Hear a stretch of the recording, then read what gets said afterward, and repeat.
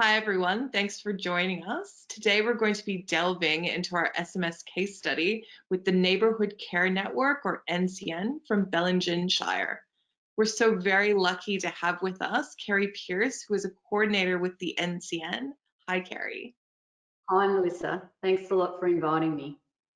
We're so happy to have you. Why don't we just get straight into it? So I would love for us to start with telling me a little bit about yourself and the NCN. Okay, sure. So I'm Kerry. I live in the Belligen Shire, which is on the mid-north coast of New South Wales. I've been very involved in different community activities in different ways for most of my life, which is what led me to this role. And when the COVID pandemic started, for some reasons I'm really happy to talk about, we realised that we really needed urgently to get organised so that people right across our shire could help each other. And so in a couple of days, the Neighbourhood Care Network was born. Fantastic. I want to hear more about the NCN. So tell me about how the NCN came about and more about Belligen. Sure.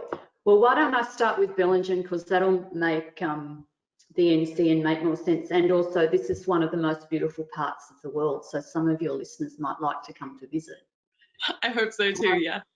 Yeah, so we're on the north coast of New South Wales. We have about 1,600 square kilometres across our shire, so that's quite a big rural area. And we've got about 10 kilometres of coastal strip south of Coffs Harbour, and then we go inland up above the Great Dividing Range and back past a place called Dorrigo. So there's three main settlements in our shire: Urunga, which is on the coast, which is just a wonderful place with beautiful pristine beaches; Belligen, which is in the valley; and Dorrigo, which is on the plateau. So our one of our local sayings is that we go from the mountains to the sea, but we're really dispersed. There's about 12,500 people living in the shire and about 6,000 dwellings, but they're spread out through that, big area. And just because it's relevant to COVID, and one of the reasons why we set up the NCN, there's about 413 people in the shire who are over 65 who live alone, and some of them are quite isolated. And there's 853 couples over 65 living by themselves. So we're really spread out across those three centres, and then lots of people living in the bush and the countryside. But a really, really beautiful natural environment. And for people who love getting out in nature, we're a wonderful place to visit. So that's Belligen.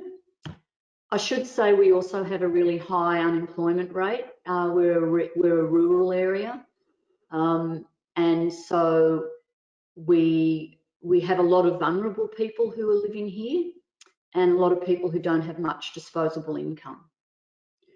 So that's us. And then you asked about the NCN. Yes, please. Yeah, so everyone will know that we've just come through a really, really terrible bushfire season in Australia, and we were really impacted by the bushfires. They started in our region in September last year, so the season went from September till February.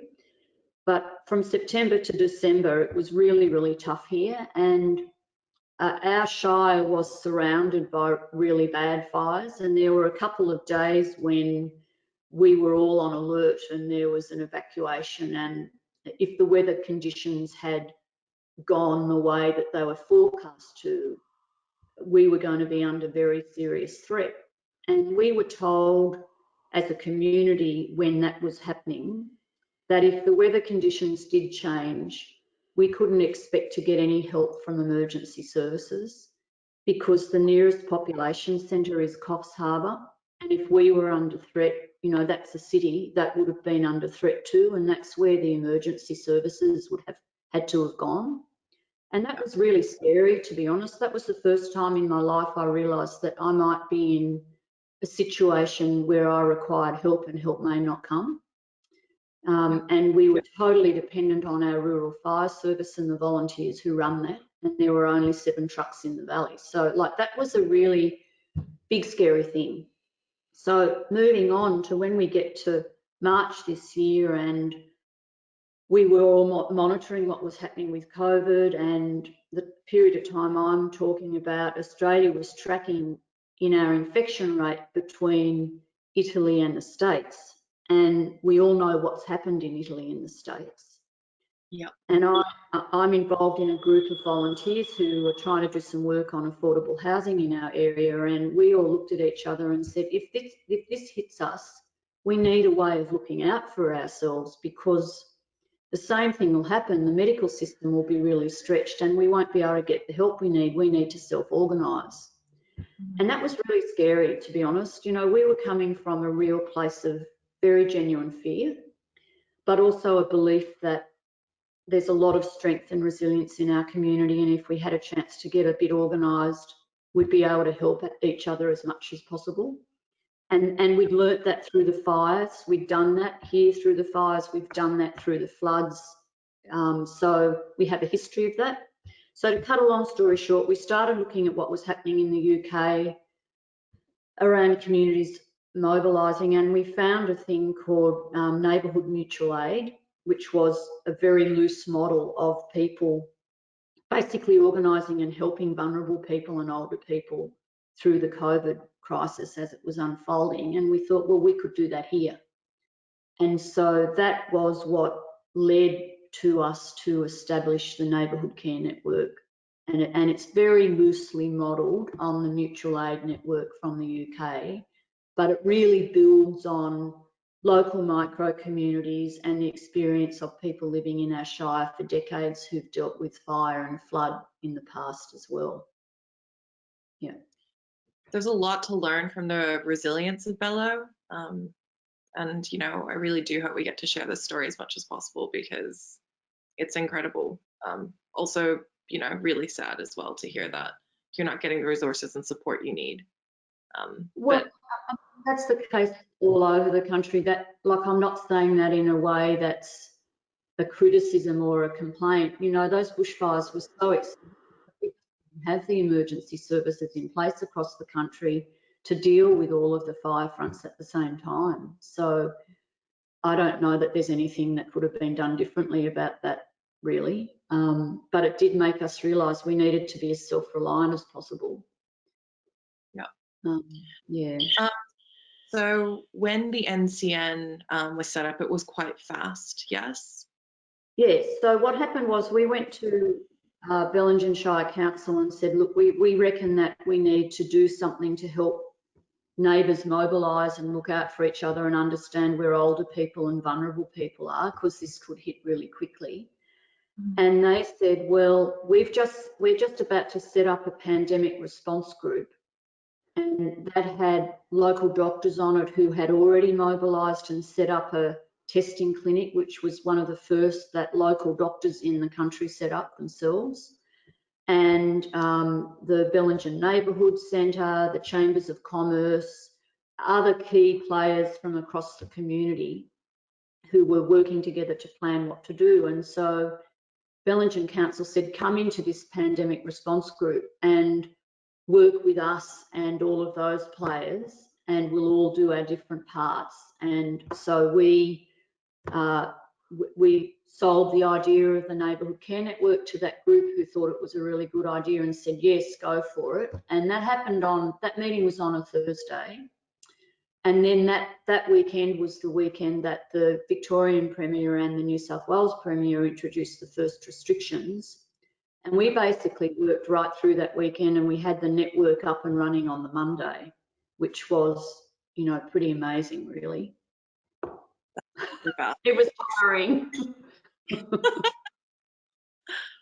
So I know that you set it up really fast and you then put a call out for volunteers, yes? Yes.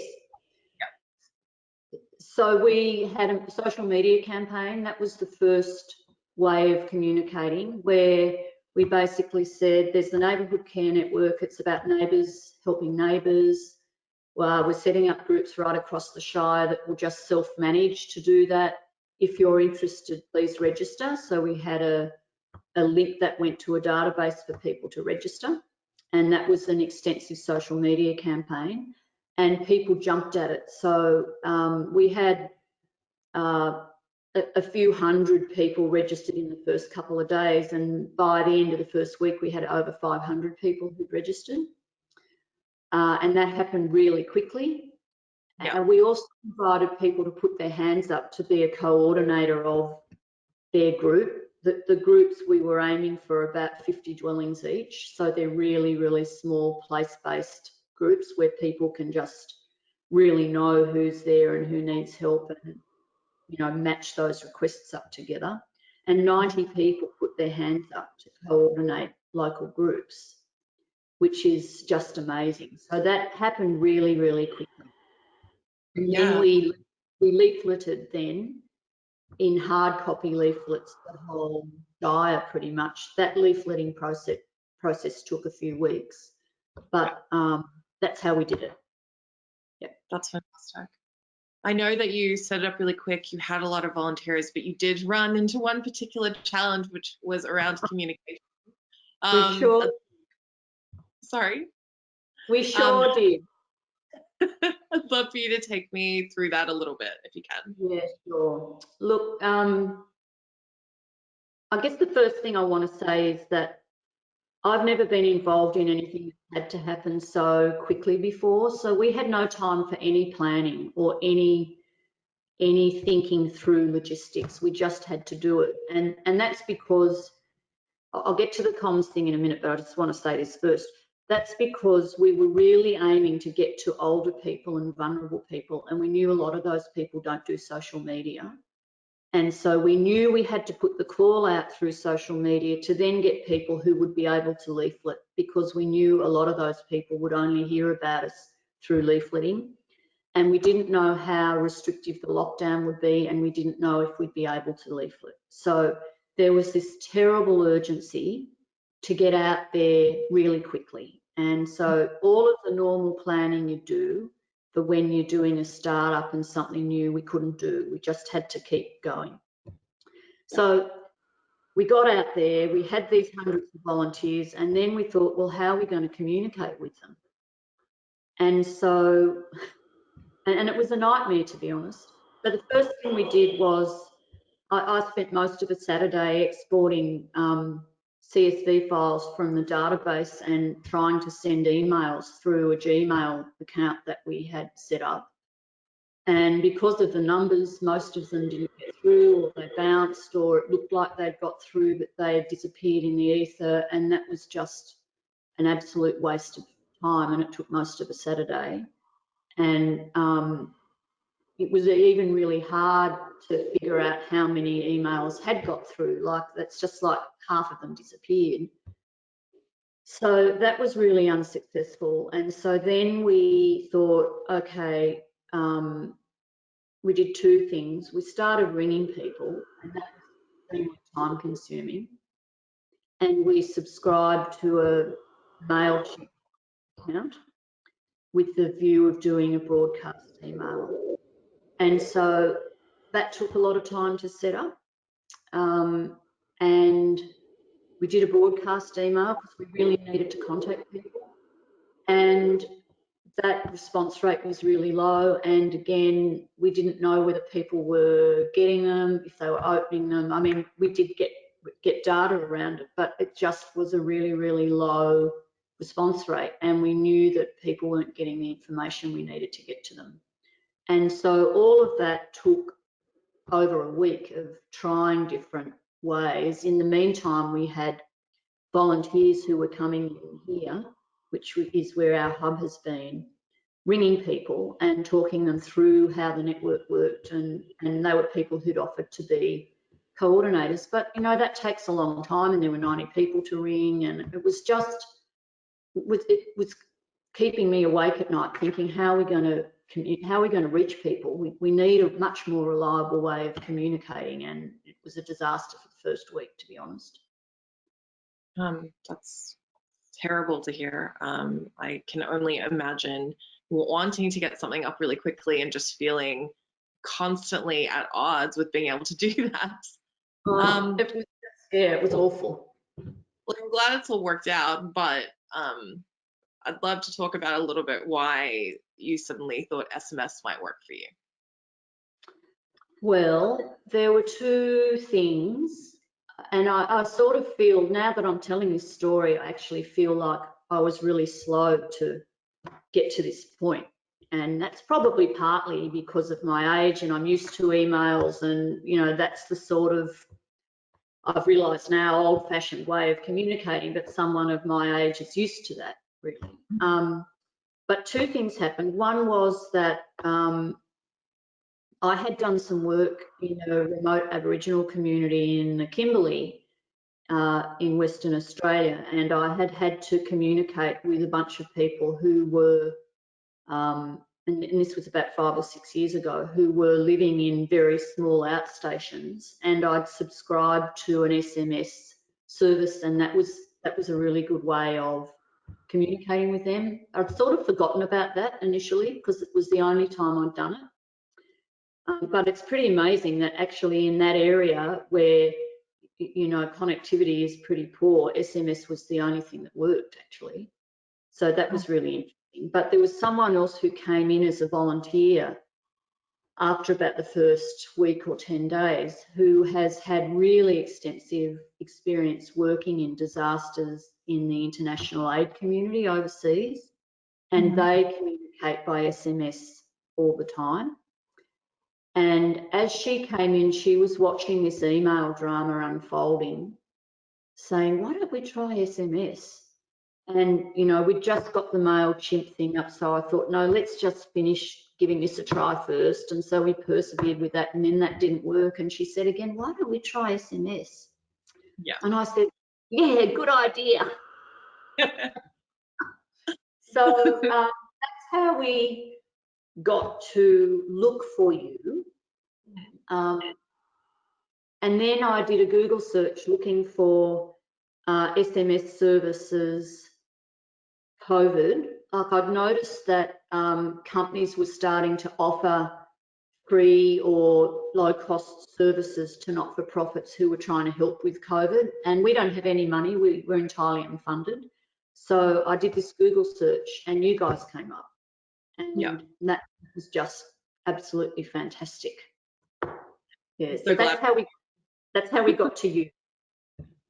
Amazing. So I know that you read the offer and you took it up. Tell me a little bit about what happened when you were able to actually use the offer, sorry, our nonprofit offer, and start sending SMSs out to your community. Okay. Well, the first thing was that the people that helped us do it were fantastic. So I dealt with someone from Message Media who, and you know, everything was really high stress, and we still didn't know if COVID was going to hit. So everyone had this heightened state of alertness and stress.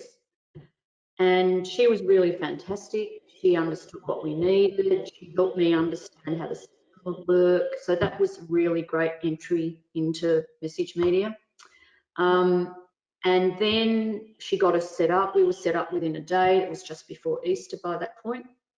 And we put our first text out, which was to let people know that this was the way we were going to communicate with them, and how we then targeted a text particularly to the coordinators, and it was fantastic. Like, it went out, people got it straight away. We got a heap of responses back straight away. You know, we had that instant confidence that our communication had reached people, which with all of that email mucking around, we never knew whether they got it. And it was really easy for people to come back to us. Texting is really easy because you don't have to write essays. It just, from the first text that we did, it just absolutely worked. And, you know, we've now done something like nearly 1,600 texts, I think, which I know for companies is probably really small number, but for us, it was the difference between being able to communicate with people who were helping each other or had a need and not. So like 1,600 texts in about 6 weeks has been just really fantastic, that we can be confident that we're communicating with people, and the response rate's been really great. I could tell Yes. you about a call out, if you like, where we really needed to find food for one of the services that provides food to homeless people and people who have run out of food, basically, if you like. Yes, please, please.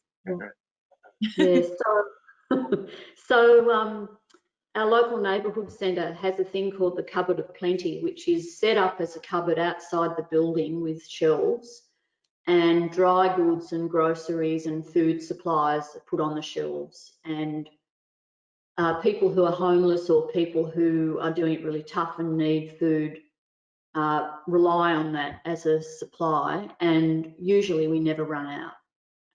But with the COVID lockdown, we knew that there were people who had been couch surfing or staying in other people's houses who couldn't anymore, and people who were travelling through in vans, and there were a lot of people who were stuck, and the number of people in need really jumped through the roof. And the neighbourhood centre put a call out for people to urgently bring in donations of food for the Cupboard of Plenty.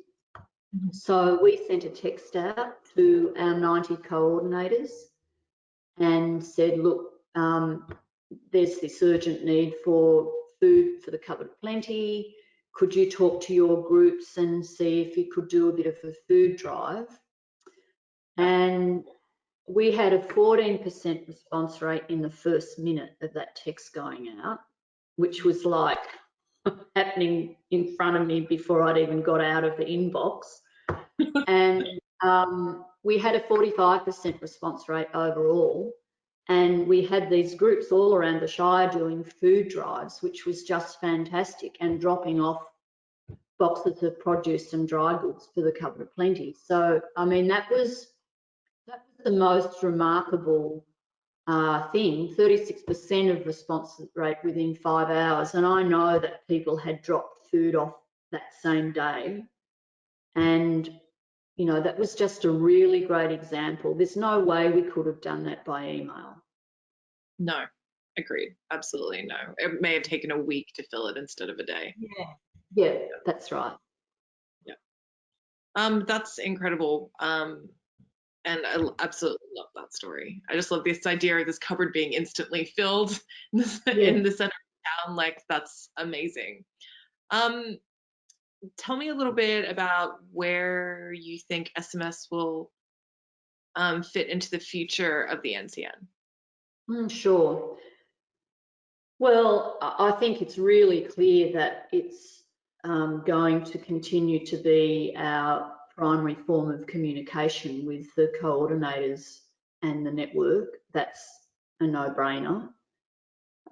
We're just embarking on a really extensive consultation now with everybody who's registered in the network and other stakeholders across the community around, all right, now that this network is established, what do people want to do with it into the future?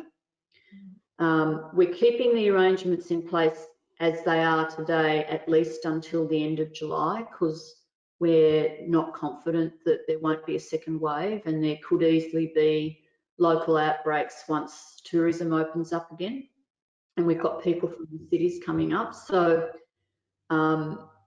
that's our immediate plan, and we're just about to have this quite widespread consultation, which will be finished by the end of July, and the outcome of that will inform the transition to some sort of ongoing network. Like, one of the things that we're thinking about is keeping this network in place and reactivating it whenever there's a fire or a flood or, heaven forbid, another pandemic. But, you know, having this network now that we can use in terms of disaster preparedness and response and recovery. And for some of the groups, they may want to stay active in between those times, doing really positive community building, wellbeing things. So that's what the future for the network's looking like. And I mean, I have no doubt that we could not do this without SMS communication. Like it wouldn't be possible. I mean, there's always been groups of neighbours in our shire helping each other, but now technology means that we can coordinate and communicate differently, and that brings a whole lot more power to that capacity for us to be looking out for each other and the most vulnerable. Yeah, Yeah. absolutely. That's so good to hear, and I'm so glad it worked out so well for you. We were so happy to talk to you about it. Look, And can I just say, Melissa, we are so grateful for, actually it's making me tear up a bit. We're so grateful for the support that Message Media have given us, because we did this without any money and we had no capacity to pay for anything. And it was a nightmare trying to figure out how to communicate with and activate the network that we'd set up. And you guys have just been so generous and so supportive to help enable us do what we're doing, that we couldn't have done it without you and your technology and support. So, you know, we're just really, really deeply grateful. thank you so much, Carrie. That is really heartwarming to hear. And thank you again for sharing the story. We wish, obviously, the NCN all the best and all our support in the future. Thank you. Yeah, thanks, Melissa. Thanks very much.